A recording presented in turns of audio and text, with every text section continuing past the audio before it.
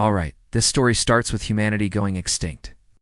Yep, I said extinct. So right off the bat, sorry if that hurts. The galaxy doesn't really seem to care that much about that, because they do and really remember us that well anyway. We come into this story as aliens basically are trying to deal with the aftermath of the Great Silence, which is what they call it when humanity stops sending radio signals into space. Turns out after we go extinct, the galaxy has a hard time figuring out what to do with all the energy we pumped into space.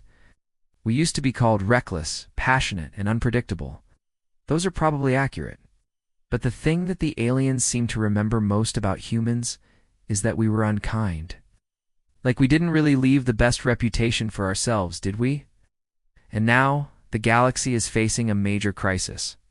There's been a great famine that swept through the spiral arms, and even some of the proudest empires are struggling to feed their people. The artificial crops have failed. They tried to use alien bioengines to farm new sources of food, but those couldn't adapt quickly enough. Their planets are starving. But there's a rumor floating around out there that there is something that might be able to help.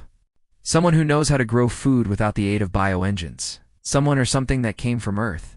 And so an alien council meets an emergency session. While they wait for the potential savior to arrive, they basically just complain about how messed up everything is. One alien wonders, will we ever know what happened to the humans? Another replies, they went extinct 250 years ago. They simply ceased to be. But there's one planet that still remembers. One that held on to a shred of hope that maybe, just maybe, they could still save themselves. The planet is called Vera, and the council members are Virums. And as they wait, one of the Virums says, this barn-like vessel isn't from anywhere in the Milky Way. Its hull is covered with crude patches of metal and plastic, held together with what appears to be duct tape. Its engines are unlike anything we've seen before. How does such a crude ship navigate the galaxy?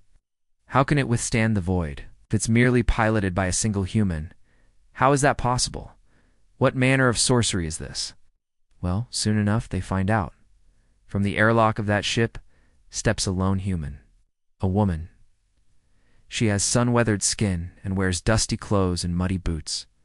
Her name is Maeve Harper. She is a farmer. She's also the last farmer of Earth. Yeah, she basically grew up on a farm.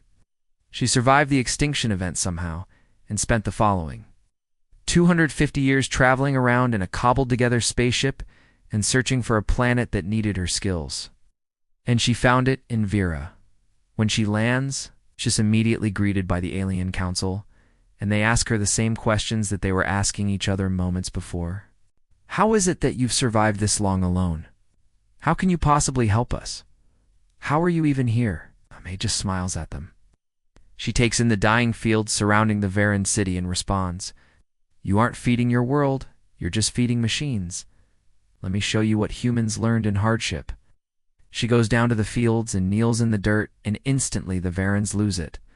Like, what are you doing? Get away from our sacred soil. You contaminate it with your filth, stand back. You will not pollute our dying fields. But May just keeps digging her hands into the dirt and smiling. She tells them, it's not filth, it's fertilizer.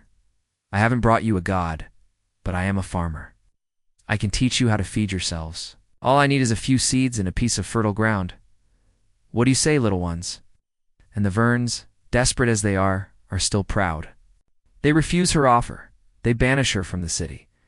They tell her to get back in her filthy ship and get out of their sight, but May doesn't leave.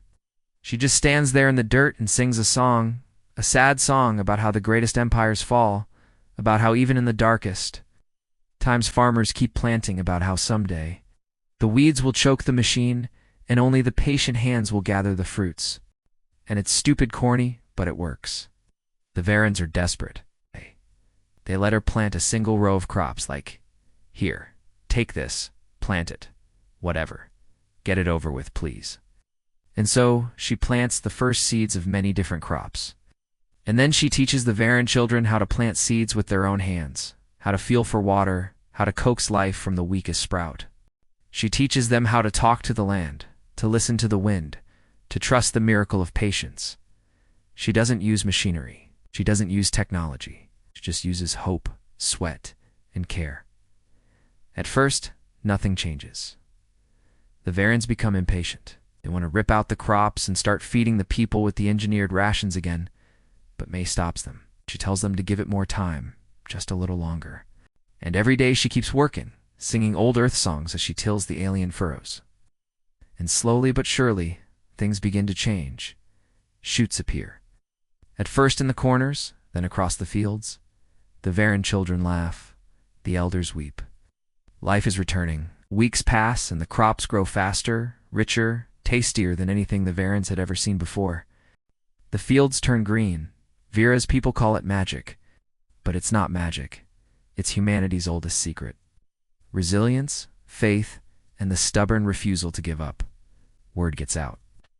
Other planets hear about Vera and send messengers to ask for Maeve's help. She travels from world to world, teaching everyone she meets how to grow their own food, how to stop relying on the failing bioengineers.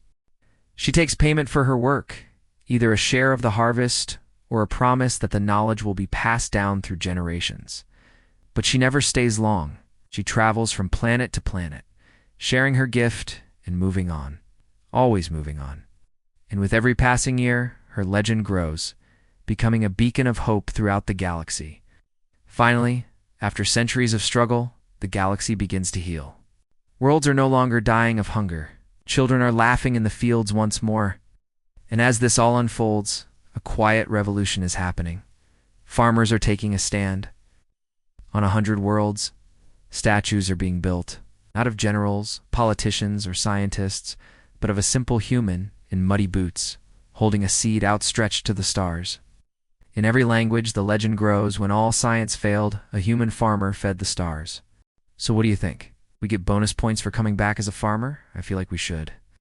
Leave your thoughts in a comment down below. Also, and I'll see you next time,